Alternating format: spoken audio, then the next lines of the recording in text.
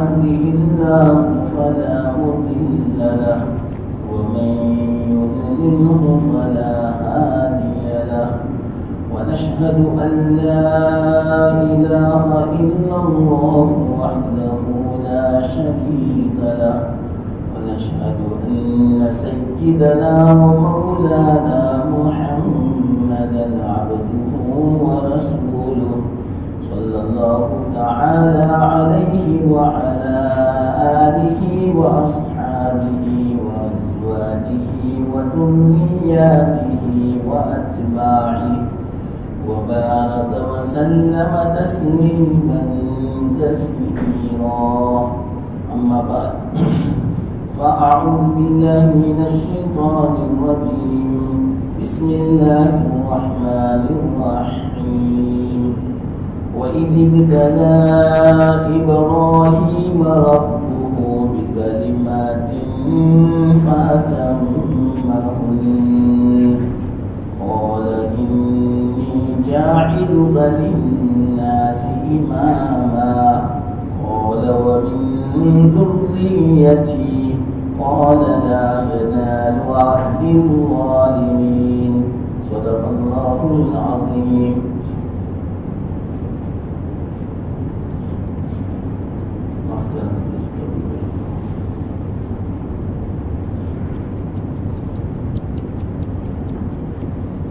یہ جو آیت میں نے تلاوت کی اس میں بہت سارے واقعات کی طرف اشارہ ہے. حضرت ابراہیم علیہ السلام کی اس کے لیے کافی وقت چاہیے پوری بات سمجھانے کے لیے. اگر انشاءاللہ موقع ملا تو وقتاً فوقتاً جمعہ میں اس آیت کی تھوڑی مختصر تفصیل سمجھاؤں گا. سب سے پہلے ایک بات بٹھاؤ کہ اصل مقصد دنیا میں ہمارے آنے کا کیا ہے. سب سے بڑا مقصد ہمارا وصول الی اللہ، بس اللہ کو پہچانا، اللہ کی معرفت، اللہ تک پہنچ جانا. اللہ تک پہنچنا بہت آسان ہے. کسی نے حسن بصری رحمت اللہ علیہ سے پوچھا اللہ تک کیسے پہنچ سکتے؟ جواب دیا اپنا ایک قدم نفس پر رکھو، دوسرا قدم اللہ تک پہنچ جائے. کتنا آسان. اپنی نفسانی جو خواہشات ہے اس پر قدم رکھ لو، یعنی دبا لو. بس جس نے اپنی نفسانی خواہشات کو دبا لیا، اس کے خلاف کیا، اللہ تک پہنچ گیا ایک قدم میں. اصل اللہ کی معرفت ہے، اللہ کی توحید، اللہ تک پہنچنا ہمارے آنے کا مقصد دنیا میں. دنیا نہیں ضرورت کی چیز ہے، مقصد تو آخرت اللہ. اس بات کو یاد رکھو. بس یہ گر کی بات ہمیشہ اپنے دماغ میں بٹھائے رکھنا اور اس کی کوشش کرتے رہنا کہ مجھے اللہ تک کیسے پہنچنا ہے، کیا تدبیر اختیار کرنی ہے، کیا رستہ اختیار کرنا ہے. اللہ تک پہنچنا بہت آسان ہے، رستے میں دیری لگتی ہے. یاد رکھنے سے ابھی میں سمجھاتا ہوں انشاءاللہ. تو ایک بات یہ دل میں بٹھائے رکھو، اصل مقصد وصول الی اللہ، اور وصول اللہ کے بعد کیا ہے؟ اللہ تک جو پہنچ گیا بس اللہ کے دربار میں گویا وہ پہنچ گیا. اب سب سے محبوب جو چیز ہو ہماری وہ اللہ کو قربان کر دو. دنیا والوں کا دستور ہے جب کوئی بادشاہ کے پاس جاتے ہیں تو تحفہ لے کر جاتے ہیں تو بادشاہ بھی اپنے اعتبار سے تحفے کا بدلہ دیتے ہیں. تو ہم اللہ کے پاس جائیں تو ہم تحفہ پیش کریں, لیکن اللہ کے پاس جب جائیں تو کون سا تحفہ پیش کرنے کا؟ سب سے محبوب تحفہ پیش کرو. اور آپ کو پتا ہے دنیا میں سب سے زیادہ محبوب چیز ہر آدمی کو اپنی جان ہے. تو اللہ تک کوئی پہنچ چکا, اب اپنی جان پیش کر دو اللہ کو. یہ ہے اصل تحفہ. تو یہ دو چیزیں یاد رکھنا. اب اس بات کو میں سمجھاؤں گا انشاءاللہ. اصل مقصد وصول اللہ اور اللہ تک جب پہنچ جائے تو پھر بعد میں سب سے محبوب چیز جو ہے وہ کون سی؟ ہر آدمی کو اپنی جان سب سے زیادہ محبوب ہے. آدمی اپنی جان بچانے کے لیے کیا نہیں کرتا بتاؤ؟ کتنی کوشش کرتا ہے, رات دن ایک کرتا ہے. کیوں؟ اپنی جان بچانے. اگر وہ نہیں کمائے گا تو کھائے گا کیسے؟ اپنے آپ کو گرمی سردی سے بچائے گا کیسے؟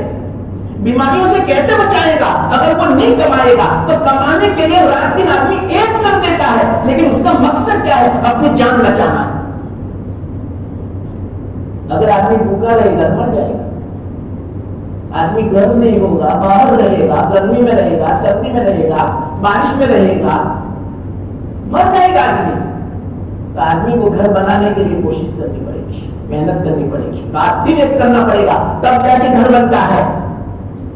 تو گھر کا بھی مقصد اپنی جان بچانا ہے, کھانے کا بھی مقصد اپنی جان بچانی ہے. اس سے پتا چلا دنیا میں اگر کوئی سب سے زیادہ محبوب چیز ہے تو اپنی جان ہے. لیکن یاد رکھنا مومن کے لیے اپنی جان سے بھی زیادہ محبوب چیز اللہ رسول. نہیں سمجھا؟ یہ تو میں آپ کو ابھی عنوان سے کہہ رہا ہوں, اس کو تو سمجھانے کے لیے تفصیل چاہیے. تو جان سب سے زیادہ محبوب ہوئی, لیکن مومن کے لیے اپنی جان سے بھی زیادہ محبوب چیز اللہ رسول ہے. صحابہ نے اس پر عمل کر کے دکھا دیا. اللہ کا حکم آیا, جان دے دی, اپنے اولاد کو قربان کر دیا, مال قربان کر دیا, کاروبار قربان کر دیا اللہ کے حکم کے بعد میں. اللہ بلکہ اللہ کے رسول صلی اللہ علیہ وسلم کی محبت میں صحابہ نے اپنی جان دی تھی. اور حدیث سے بھی پتا چلتا ہے آدمی کامل مومن بن نہیں سکتا جب تک کہ اللہ کے رسول صلی اللہ علیہ وسلم کی ذات اقدس اپنی جان سے بھی زیادہ محبوب نہ ہو. اس سے پتا چلا مومن آدمی کے لیے اپنی جان سے بھی زیادہ محبوب اگر کوئی چیز ہے اللہ رسول ہے. اصل اللہ ہے, رسول کی بھی محبت اس بنا پر کہ رسول ہمیں اللہ تک پہنچاتا ہے, وہ ذریعہ ہے رسول. تب خلاصہ کیا نکلا؟ اللہ تک پہنچنا اصل نکلا. اپنی جان بھی دے دو, سب سے زیادہ جو محبوب چیز ہے. رسول کی بھی محبت, اللہ کی بھی محبت, رسول کی محبت, اللہ کی محبت, اللہ کی محبت, رسول کی محبت لازم رسول ہے. اب خلاصہ سمجھیے آپ, اصل مقصد اللہ تک پہنچنا، اور اللہ تک پہنچنے کے بعد سب سے زیادہ محبوب چیز ہر آدمی کو اپنی جان ہوتی ہے، تو اپنی جان اللہ کے لیے قربان کر دے گئے، اور یہ مقصد ہے پوری زندگی کا۔ اب اس کو میں ثابت کرتا ہوں حضرت ابراہیم علیہ السلام کے واقعے سے، علمی بات ہے۔ اب دیکھو آپ ذرا پیچھے جائیں، یہ شوال کا مہینہ ہے، پیچھے جاؤ رمضان کا مہینہ، اس سے پہلے شعبان کا مہینہ، اس سے پہلے رجب کا مہینہ۔ رجب مہینے سے تیاری کروائی جا رہی تھی رمضان کی، رجب سے، اسی بنا پر رجب کی بھی فضیلت آ گئی۔ کیا رجب کی فضیلت؟ اللہ کے رسول صلی اللہ علیہ وسلم ارشاد فرماتے ہیں رجب کی فضیلت ایسی جیسی قرآن کی فضیلت دوسری کتابوں پر، شعبان کی فضیلت ایسی جیسے اللہ کے رسول صلی اللہ علیہ وسلم فرماتے ہیں کہ میری فضیلت دوسرے انبیاء پر، اور رمضان کے بارے میں فرماتے ہیں رمضان کی فضیلت ایسی جیسے اللہ کی دوسری مخلوق پر۔ یہ پہلے سے تیاری کروائی جا رہی ہے، رجب سے، رجب کی پہلی تاریخ شروع ہوئی، اس کے بارے میں فضیلت آ گئی۔ اللہ کے رسول صلی اللہ علیہ وسلم نے ارشاد فرمایا کہ رجب کی پہلی تاریخ کی جو رات ہے چاند دیکھنے کے بعد اس رات میں جو دعا کی جاتی ہے اللہ تعالیٰ دعا کو قبول فرماتے ہیں۔ اسی وقت سے تیاری، میں کس چیز کی تیاری؟ اب سمجھو، رجب اور شعبان سے تو رمضان کی تیاری کہ رمضان آ رہا ہے، بڑا مبارک مہینہ ہے، بڑی رحمتوں والا ہے، انوارات والا ہے، اس سے کہیں محروم نہ رہنا، اس کی برکتوں سے، رحمتوں سے، انوارات سے مالا مال ہو جانا، عبادتوں کو بجا لانا، پہلے سے تیاری کرنا، پہلے سے اللہ کے رسول صلی اللہ علیہ وسلم کو مہینہ پہلے سے دعا کے ذریعے سے تیاری کر رہے ہیں، اور رمضان کا جب مہینہ آتا ہے تو عبادت کے لیے فارغ ہو گئے۔ اب رمضان میں کون سی عبادت ہے؟ رمضان میں سب سے بڑی عبادت ایک تو روزہ دن کا، اور رات میں تراویح، تراویح میں کلام مجید کی تلاوت ہوتی ہے۔ اب سنو یہ دو عبادتیں کیوں ہیں؟ روزے کے ذریعے سے انسان کے اندر اللہ تعالیٰ نے ایک قوت عطا فرمائی ہے۔ کون سی؟ قوت بہیمیہ، یعنی جانور کی قوت۔ کون سی قوت جانور کی؟ شہوت کی اور غضب کی۔ انسان کے اندر تین قوتیں ہیں، قوت شہوانیہ، قوت غضبیہ اور قوت عقلیہ، تین قوتیں رکھی۔ جانوروں میں صرف دو قوت ہے، شہوانیہ غضبیہ، عقلیہ نہیں ہے۔ فرشتوں میں صرف قوت عقلیہ ہے، شہوانیہ غضبیہ نہیں ہے، اور انسان کے اندر اللہ تعالیٰ نے جانوروں کی بھی قوت عطا فرمائی، فرشتوں کی بھی قوت عطا فرمائی، جامع بنایا انسان کو جامع۔ اب اگر انسان شہوت کو اور غضب کو عقل کے تابع بناتا ہے تو فرشتوں سے بھی آگے نکل جائے گا، اور اگر انسان عقل کو شہوت اور غضب کے تابع بناتا ہے تو جانور سے بھی گیا گزرا۔ اولئک ہم کالانعام بل ہم اضل، یہ انسان جانوروں کی طرح بلکہ جانور سے بھی گیا گزرا۔ جب اللہ کا وفادار نہیں ہوتا، اللہ کا حکم نہیں مانتا، جانور تو اپنے مالک کا وفادار بھی ہوتا ہے۔ اب انسان اگر وفادار نہیں ہوگا تو جانور سے بھی گیا گزرا۔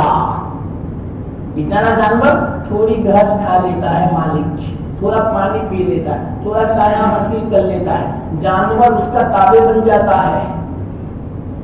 جب کہو جانور آپ کی خدمت کے لیے تیار، سینکڑوں کلو کا وزن اٹھانے کے لیے تیار، بوجھ اٹھانے کے لیے تیار۔ کتنا وفادار ہے جانور، تھوڑی گھاس کھائی، کتنا لیٹر دودھ دینے کے لیے تیار، بچے دینے کے لیے تیار۔ یہ ہے جانور، اور انسان اللہ نے اتنا سختی کیا، اس کے باوجود اگر اللہ کا وفادار نہ ہو، اللہ کا حکم نہ پورا کرے تو یہ جانور سے بھی گیا گزرا ہے. اولئک هم کالانعام بل هم اضل. تو اب سننا، انسان کے اندر قوت بہیمیہ یعنی جانور کی قوت ہے، شہوت والی اور غضب والی. شہوت کسے کہتے ہیں معلوم؟ ہر چیز کو حاصل کرنے کی قوت. مال بھی آ جائے، یہ فلانی چیز بھی میرے پاس آ جائے. جس طرح جانور بس ہر وقت کھانے کی فکر، ہر وقت بس شہوت ہی شہوت کے اندر، چاہے وہ جنسی شہوت ہو، چاہے کھانے کی شہوت ہو، چاہے مال کی حص ہو، دنیا کی حص ہو، اس کو قوت شہوت کیا کہتے ہیں. اب غضب کسے کہتے ہیں؟ غصے والی. ذرا کچھ کرے فوراً وہ لڑائی کے لیے تیار. غضب، غصہ، ہر ایک کو سینگ مار دے گا، ماتھا مار دے گا. غضب تو انسان کے اندر یہ بھی قوت ہے. بڑی تفصیل ہے اس کے اندر. یہ تو ایک بات مجھے سمجھا اس لیے ضمن یہ بات میں نے سمجھائی. تو روزہ جو ہے نا، روزے کے ذریعے سے انسان کی قوت بہیمیہ منکسر ہوتی ہے، ٹوٹ جاتی ہے، ختم ہو جاتی ہے. شہوت ڈھیلی پڑ جاتی ہے، غضب ٹھنڈا پڑ جاتا ہے. روزے کے ذریعے سے آپ نہیں دیکھتے جب مسلسل آدمی روزے رکھتا ہے تو آخری اشرے میں کیسا ہو جاتا ہے آدمی، اس کے قوت کمزور ہو جاتے ہیں، ہمت نہیں رہتی، گناہوں کے تقاضے کمزور پڑ جاتے ہیں. جب گناہوں کے تقاضے کمزور پڑ گئے، معصیت کرنا ختم ہو گیا، قوت بہیمیہ جو تھی انسان کے اندر وہ ٹوٹ گئی، منکسر ہو گئی. اس کے ذریعے سے دل نرم ہو گیا، رقیق ہو گیا. تو اس سے یوں پتا چلا کہ انسان کے اندر میں جو رذائل تھے، انسان کے اندر میں ایسی جو قوتیں تھیں گناہوں کے تقاضے والی، وہ روزے کے ذریعے سے ختم ہو گئی. اس کو بولتے تخلیہ،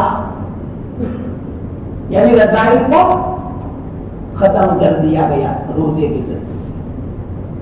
اب آراستہ کرو، جسم تو خالی ہو چکا، دل تو خالی ہو چکا، رضائی سے، معاصی سے دل نرم ہو چکا. اب اس کو آراستہ کرو، مزین کرو. آپ کو ایک مثال دو. جب گھر کو رنگ روغن کیا جاتا ہے اور اچھا رنگ اس کے اندر جب بھرا جاتا ہے تو سب سے پہلے ہم کیا کرتے ہیں کہ پرانا جو رنگ ہے، پرانا جو پلاسٹر جو ٹوٹا ہوا ہے، اس کو صاف کرتے ہیں برش کے ذریعے سے، برابر صاف کر لیتے ہیں، بالکل خالی کر دیا، کوئی رنگ کا مشرن باقی نہیں رہا پورے گھر میں. کیوں؟ جب تک آپ اس کو صاف نہیں کرو گے وہاں تک اچھا رنگ نہیں چڑھے گا. سب کو بتائیں جتنے بھی رنگ ریز ہیں، رنگ والے ہیں، گھروں کو جو رنگ کرتے ہیں وہ کیا کرتے ہیں؟ پہلے گھستے ہیں. اگر پرانا گھر ہے تو پورا سارا جتنا بھی پہلے پرانا جو رنگ ہوتا ہے اس کو صاف کر دیتے ہیں، اس کو تخلیہ بولتے ہیں. پھر بعد میں اس کو آراستہ کرتے ہیں، اچھا رنگ اس کو لگاتے ہیں تو وہ گھر کیسا خوبصورت ہو جاتا ہے، کیسا مزین ہو جاتا ہے، کیسا آراستہ ہو جاتا ہے. تو روزے کے ذریعے سے اندر کے جو رضائل تھے وہ خالی کر دیے. اب اس کو آراستہ کرو. اب آراستہ کس سے کیا جاتا ہے معلوم؟ کلام مجید کی تلاوت سے. کلام مجید کی تلاوت سے نور پیدا ہوتا ہے، دل نورانی بنتا ہے، اخلاق حمیدہ پیدا ہوتے ہیں. کلام مجید کی تلاوت کے ذریعے سے دل کا جو زنگ ہوتا ہے وہ دور ہوتا ہے. یہ حدیث میں ہے. تو اللہ تعالیٰ نے روزہ رکھنے کے بعد رات کو تراویح رکھی.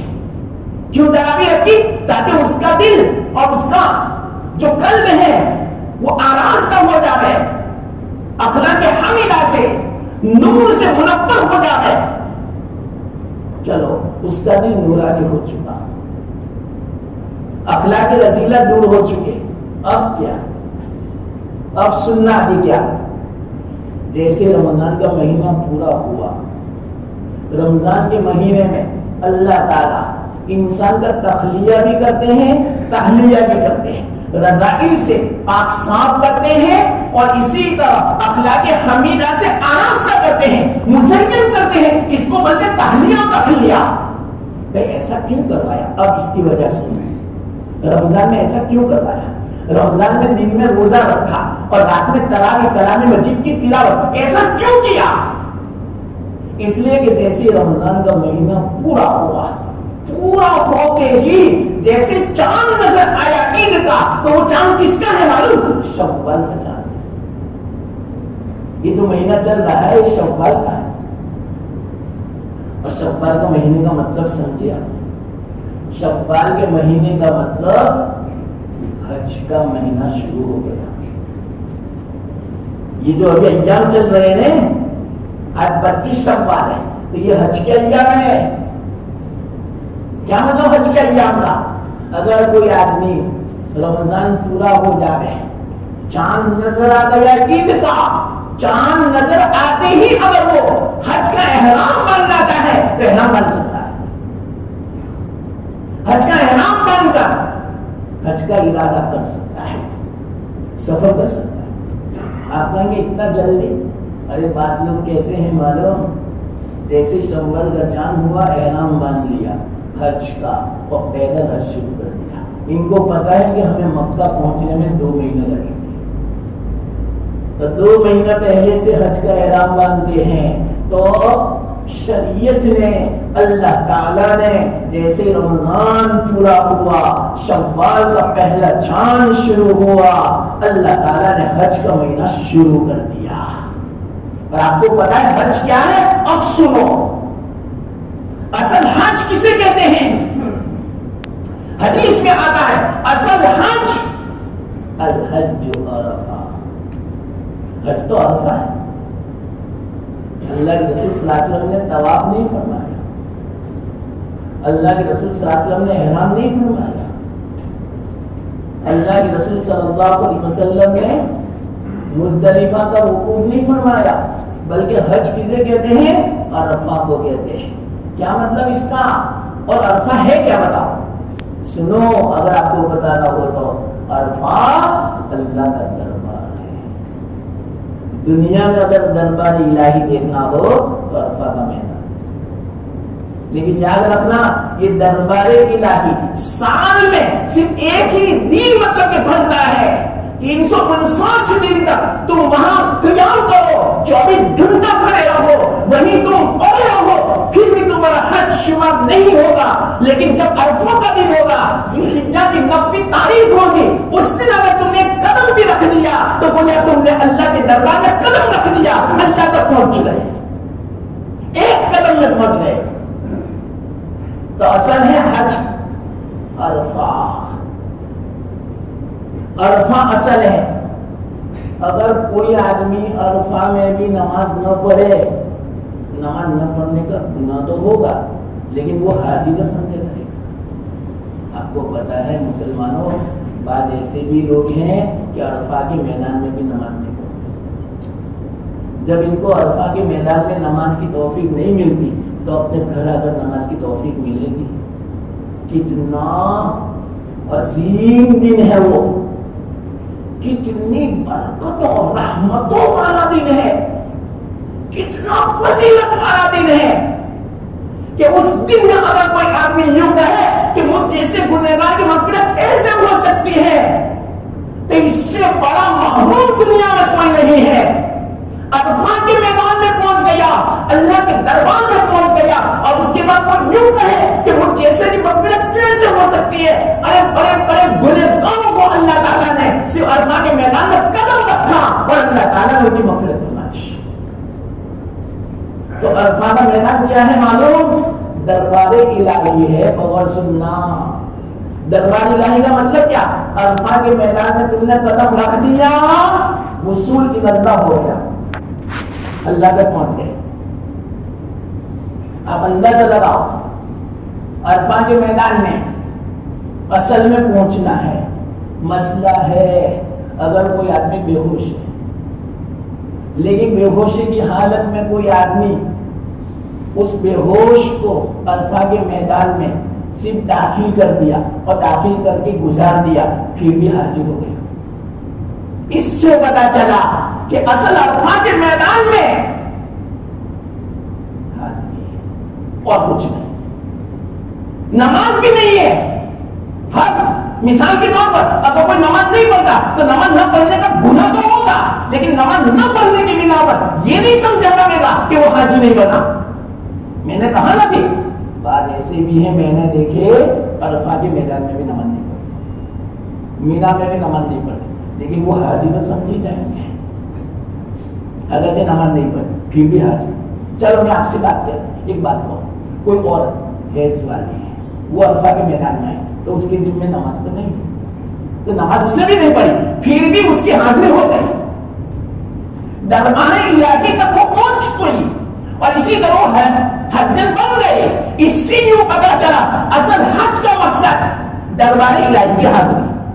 یہ مجھے اصل میں سمجھانا ہے. حج کا مقصد اصل دربار الہی کی حاضری, اور دربار الہی کی حاضری اس کو میں دوسرے الفاظ میں کہتا ہوں اللہ تک پہنچ گئی. اور اللہ تعالیٰ نے عرفہ کا میدان کیسا بنایا پتا ہے آپ کو؟ نیچے پہاڑی پہاڑ, زمین ہی زمین اور اوپر آسمان, نہ کوئی طرف نہ کوئی سایہ نہ کوئی ٹھنڈک. عجیب و غریب کو عرفہ کا میدان بنا. کیوں ایسا بنایا؟ بابا بہار نہیں ہے وہاں پر, اس لیے بنایا کہ آدمی وہاں جب قدم رکھے تو باقی اگر اس میدان کو دیکھ کر اوپر آسمان نیچے پہاڑ اور گرمی اس کو دیکھ کر اللہ کی عظمت یاد آ جائے کہ میں اللہ کے دربار میں ہوں, اس لیے ایسا میدان بنایا. ہاں تو میں آپ سے کہتا ہوں چلو اصل حج کیا ہے معلوم؟ عرفہ کا میدان. عرفہ میں تم پہنچ گئے تو یوں سمجھو کہ حج ہو گیا, یعنی دوسرا مطلب کیا؟ وصول اللہ ہو گیا. یہ ہے مقصد.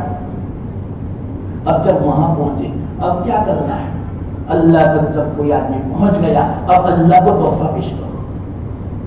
میں نے کہا نبی یہ تو اصول ہے, کتابوں میں بھی ہے, اللہ نے بھی خود مانگا تھا اللہ کے رسول صلی اللہ علیہ وسلم سے. معراج کے موقع پر جب معراج ہوئی تو اللہ نے یوں فرمایا اے محمد کیا تحفہ لائے ہو؟ تو اللہ کے رسول صلی اللہ علیہ وسلم نے فرمایا التحیات للہ والصلوات والطیبات, یہ تحفہ لایا ہے. تو دیکھو اللہ نے بھی تحفہ مانگا, اللہ محتاج نہیں ہے لیکن تحفہ مانگا. تو کون سا تحفہ پیش کیا اللہ کے رسول صلی اللہ علیہ وسلم نے؟ جتنی قولی عبادتیں ہیں, جتنی بدنی عبادتیں ہیں اور جتنی مالی عبادتیں, وہ ساری عبادتیں اللہ کے دربار میں پیش کر دیا. اس سے یوں پتا چلا جب آدمی چاہے دربار میں پہنچے اللہ کے تو وہاں بھی تحفہ پیش کرنا پڑتا ہے. تو ہم اللہ کے دربار میں پہنچ گئے عرفہ میں, اب وہاں کون سا تحفہ پیش کرنے کا؟ یہاں سے بات باقی.